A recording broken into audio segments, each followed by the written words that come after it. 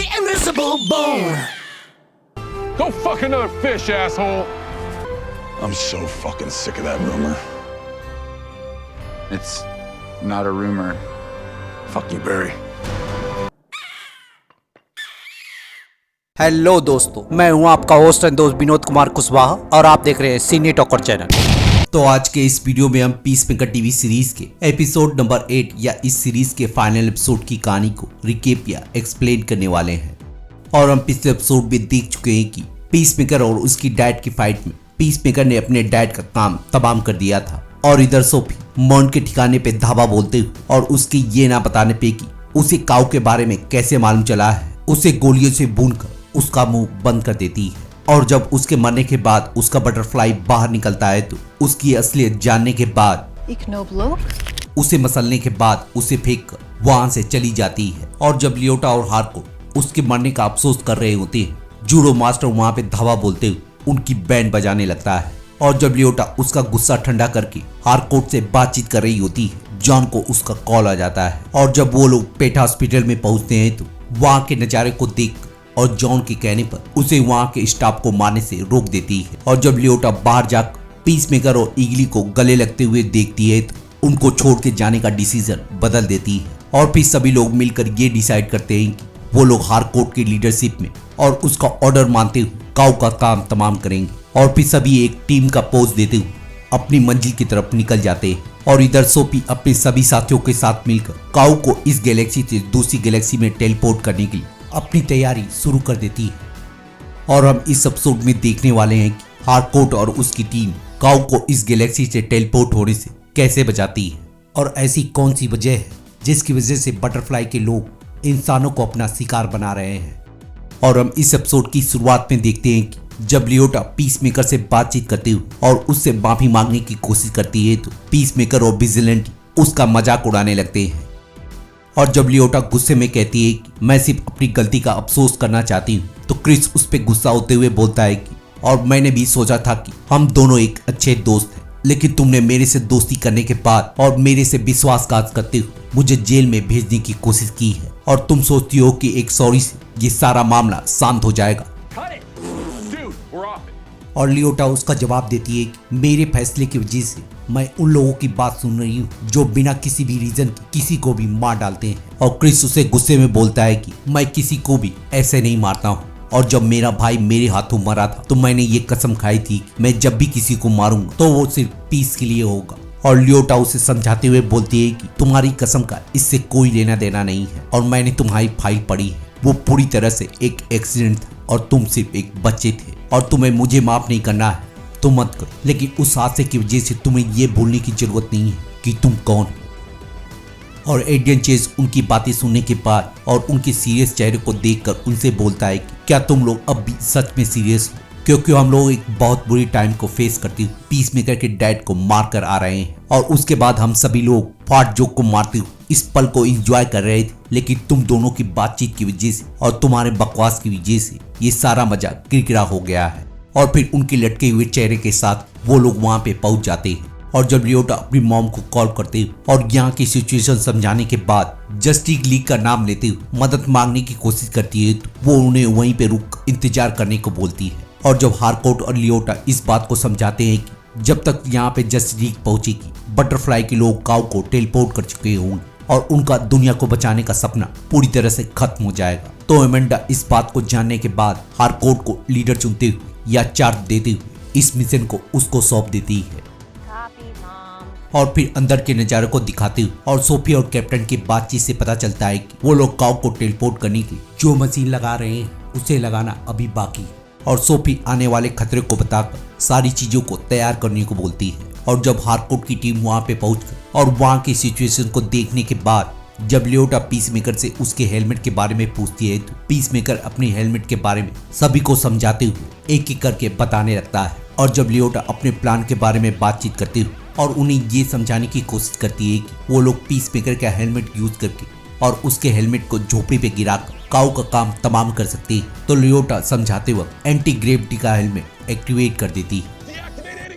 और फिर सभी इस बारे में बातचीत करते हुए और सोनिक बूम के हेलमेट को वहां तक पहुंचाने के लिए बातचीत करने लगते हैं। और अंत में क्रिस उनसे बातचीत करते हुए उन्हें ये बताता है कि इगली इस काम को बहुत ही आसानी से कर सकता है, जिसे सुनने के बाद हार्कोर्ट उसे समझाने की कोशिश करती है कि ऐसा करना बिल्कुल भी नामुमकिन है। और फिर हम देखते हैं कि क्रिस और चेस मिलकर उसे समझाने की कोशिश करने लगते हैं और थोड़ी बहुत कोशिश करने के बाद और क्रिस की बातों को समझते हुए सोनिक बूम के हेलमेट को लेकर उठ जाता है और उन्हें थोड़ी बहुत उम्मीद देने के बाद उस हेलमेट को लेकर जंगल में गिरा देता है। और फिर हार्कोर्ट अपना गुस्सा निकालते हुए There was no way he knew what you were talking about. सभी लोगों को जाकर हेलमेट खोजने को बोलती है। और फिर हमें अंदर के नज़ारे को दिखाते हुए उनकी मशीन को तैयार करते हुए दिखाया जाता है।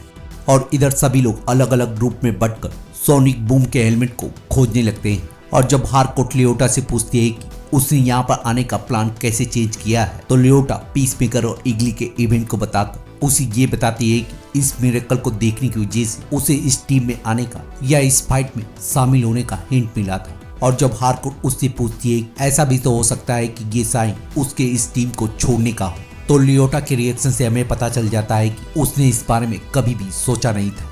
और इधर जब पीसमेकर हेलमेट को ढूंढ रहा होता है, उसके पिता उसके यादों में आते हुए या उसके सामने प्रकट होते हुए उसे यही समझाते हैं कि भले ही उसने उसको मार दिया हो, लेकिन वो कभी भी उसका साथ नहीं छोड़ेंगे। और पीसमेकर पॉइजन ब्लो गन को निकालने के बाद और अपने इस विजन से छुटकारा पाने के लिए उन पे हमला करते हुए उनके माथे पे फिर से छेद कर देता है। और हार्कोर्ट पीसमेकर के इस कारनामे को वहीं पर खड़ी होकर देख रही होती है। What are you doing?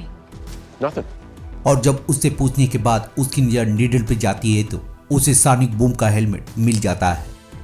और फिर उसके मिलने के बाद पीसमेकर हार्कोर्ट के कहने पर उनके एक आदमी को मारकर उसका ड्रेस ले आता है। Fucking kidding me?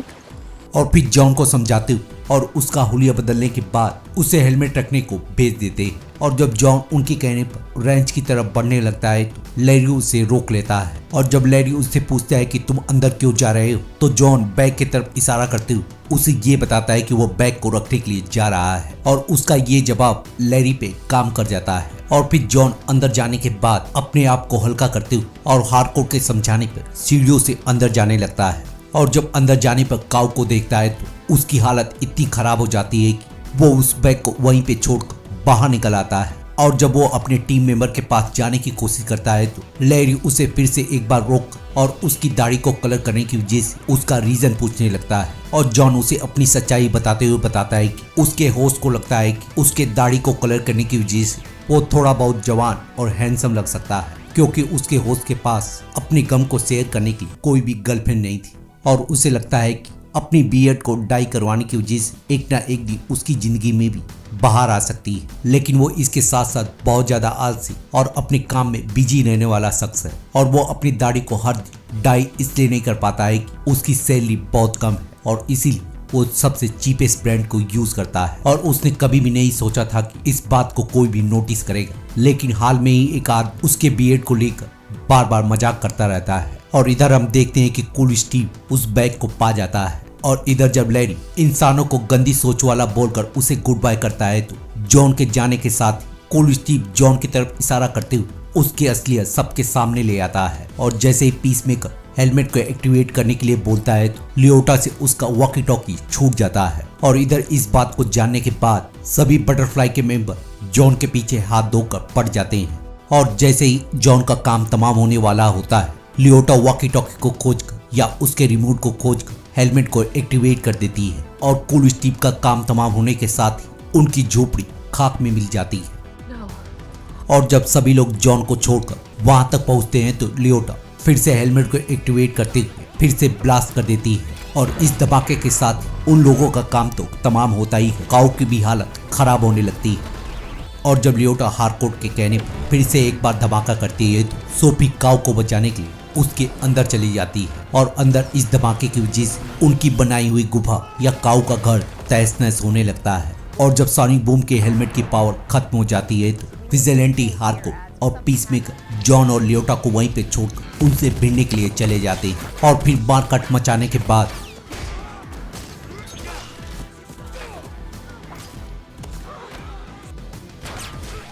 हार्कोर्ट के आदेश पे पीसमेकर काउ को मारने के लिए अंदर चला जाता है और जब लैरी उसे रोकने की कोशिश करता है तो विजिलेंटी अपने हाथों का जादू चलाते हुए उसका काम तमाम कर देता है। और जब पीसमेकर सीढ़ियों के रास्ते से जाने की कोशिश करता है तो वहाँ की खस्ता हालत होने की वजह से एक नया रास्ता बनाते हुए और फिसलने के कारण सारी चीजें उसके ऊपर गिर जाती हैं और इधर विजिलेंटी उनसे लड़ते हुए उसको कमर में गोली लग जाती है और एक का काम तमाम करते हुए वो नीचे गिर जाता है और हार्कोर्ट भी उनका सामना करते हुए बहुत बुरी तरह से घायल हो जाती है। और जब लियोटा हार्कोर्ट को देखने के बाद उसकी मदद के लिए जाने लगती है तो जॉन उसे रोकते हुए और समझाते हुए बोलता है कि वो लोग इसके लिए नहीं बने। तो लियोटा उसे समझाती है कि वो इसी चीज के लिए बनी। और जब जॉन उसके साथ जाने की कोशिश करता है तो उसे ठोकर लगने की वजह से उसके पाँव में चोट लग जाती है और फिर लियोटा अपना असली रूप दिखाते हुए हार्कोर्ट तक पहुंचने के लिए सभी का काम तमाम करने लगती है। और जब एक बटरफ्लाई हार्कोर्ट का काम तमाम करने वाला होता है लियोटा उसे रोकते हुए उसका काम तमाम कर देती है और फिर हार्कोर्ट के कहने पर पीसमेकर की मदद करने के लिए अंदर चली जाती है। और जब उसे ट्रेस करते हुए उसके पास तक पहुंचने वाली होती है सोफी पीसमेकर को घिसते हुए उसे बाहर निकाल देती है और फिर पीसमेकर बाहर निकलने के साथ उसके साथ फाइट करने लगता है। और जैसे ही सोफी पीसमेकर को अपने हाथों से टांगती है तो लियोटा इस नज़ारे को देखने के बाद अपने हेलमेट को एक्टिवेट कर देती है और अपने आप पे काबू ना पाने की वजह से उनसे दूर जाते हुए दीवार में लड़कर बेहोश हो जाती है। और सोफी उसे समझाते हुए बताती है कि उसे उसके साथ लड़ने का कोई इरादा नहीं है और उसे फॉलो करे को कहकर अंदर ले जाती है और फिर काउ के नज़ारे को दिखाते हुए और काउ को टेलीपोर्ट करने के लिए उससे मदद मांगती है तो पीसमेकर उससे पूछता है कि आखिर वो उसकी मदद क्यों करेगा। और सोफी उसे जवाब देते हुए बताती है कि जब वो उनके बारे में सारी सच्चाई जानेगा तो वो भी जूडो मास्टर की तरह उनकी मदद जरूर करेगा। और क्रिस उसके ऊपर गुस्सा होते हुए बताता है कि मॉन ने उनके बारे में सारी सच्चाई पहले ही बता दी है और तुम लोग सारी दुनिया में फैलकर और बेकसूर लोगों को अपना शिकार बनाते हुए और दुनिया पे राज करने के लिए लोगों का मर्डर कर रहे हो। तो सोफी उसे बताती है कि वो लोग यहाँ पर ये काम सिर्फ ताकत पाने के लिए नहीं कर रहे हैं और हम लोग ऐसा इसलिए कर रहे हैं क्योंकि हमने दुनिया में शांति बनाने की कसम खाई। और क्रिस उसकी बात सुनने के बाद अपनी कसम को याद करने लगता है और सोफी उसे बताती है कि जब हम लोगों ने इस ग्रह पे दस्तक दिया तो हमें पीने का पानी और हमें सांस लेने की जगह तो मिली लेकिन यहाँ का खाना हमारे नसीब में नहीं था और इसीलिए हमें यहाँ पर काऊ को लाना पड़ा और हम इस काऊ की मदद से यहाँ पर 100 साल तक सरवाइव कर सकते हैं। लेकिन यहाँ पे आने के बाद हमें रियलाइज हुआ कि जिस गलती को हमारे ग्रह पे हमारे लोग कर रहे थे वही गलती यहाँ के इंसान भी कर रहे हैं और यहाँ के लोग साइंस की मूल भावना को इग्नोर करते हुए सिर्फ अपने सर्वाइवल और अपने प्रॉफिट के बारे में सोच रहे हैं और गरीब या माइनर लोगों को ऐसा ट्रीट करते हैं कि जैसे कि उनके ऊपर अत्याचार करके ये समझने लगे हैं कि यही उनका फ्रीडम है। और इसीलिए हम लोगों ने मिलकर ये कसम खाई कि हम सभी लोग मिलकर यहाँ के भविष्य को पूरी तरह से बदल देंगे। और पीसमेकर अपने पास को याद करते हुए और उसकी बात को सुनते हुए बहुत ज़्यादा इमोशनल होने लगता है और जब वो उससे पूछती है कि तुमने इस बारे में क्या सोचा है। Activate human torpedo. अपना हेलमेट एक्टिवेट करते हुए लियोटा की मदद से काऊ का काम तमाम कर देता है और फिर उसकी बंदूक छीनते हुए कैप्टन का काम तमाम करते हुए गॉफ या सोफी का काम तमाम कर देता है और फिर लियोटा को उठाने के बाद उसे लेकर बाहर चला जाता है। और हम उसके जाते समय देखते हैं कि गॉफ या सोफी का बटरफ्लाई सोफी के मरने के साथ ही बाहर निकल आता है और जब सभी लोग होश संभालते हुए और एक दूसरे से मिलने के बाद वहां से निकल रहे होते जस्टिस लीग के आधे अधूरे मेंबर वहां पे दस्तक दे देते हैं। You're late, you fucking dickheads. Go fuck another fish, asshole. और जब एक्वामैन बैरी से बोलता है कि मैं इस रूमर से बहुत ज्यादा तंग आ चुका हूँ तो फ्लैश या बैरी उससे बोलता है कि ये कोई रूमर नहीं है। और फिर उन्हें दिखाने के साथ ये कहानी हॉस्पिटल में शिफ्ट हो जाती है और जब उसके जाने के बाद चेस को ये समझाने की कोशिश करता है कि उसे भी इलाज की जरूरत है तो चेस जैसे ही बोलता है कि वो ठीक है वो वहीं पे बेहोश होकर गिर जाता है। और जब लियोटा क्रिस से बातचीत करते हुए उसे ये जानने की कोशिश करती है कि उसने गॉफ की बात को क्यों नहीं माना तो वो उसे बताता है कि अगर वो उसकी बात मान जाता तो वो उसके साथ साथ दूसरे लोगों का काम तमाम कर देते और लियोटा उसे धोखा देने की फिर से माफी मांगती है। और जब वो जाने लगती है तो वो उसे बताता है कि वो इगली के बाद उसकी सबसे अच्छी दोस्त है लेकिन वो इस सीक्रेट को कभी भी चेस से नहीं बताएगी। और फिर हम उसके बाद देखते हैं कि लियोटा सब कुछ सही करने के लिए और अपने टीम मेंबर को पुलिस के चंगुल से छुड़ाने के लिए सभी के सामने एमेंडा वॉलर के मिशन को एक्सपोज कर देती है और फिर हम देखते हैं कि चेस उस न्यूज को सुनने के बाद हॉस्पिटल से कूदकर भाग जाता है और इधर हार्कोर्ट के होश में आने के बाद वो हार्कोर्ट से मिलते हुए और उनके हाथ मिलाने से हमें पता चल जाता है कि अब पीसमेकर भी सिंगल नहीं रहा है। और इधर लियोटा अपने पार्टनर के पास जाकर और उसे किस करते हुए अपनी प्यार की बौछार कर देती है। और इधर जॉन अपनी टूटी टांग को लेकर और अपने ऑफिस में पहुंचकर अपने दोस्तों को याद करते हुए अपनी बेकार सी जॉब को करने लगता है।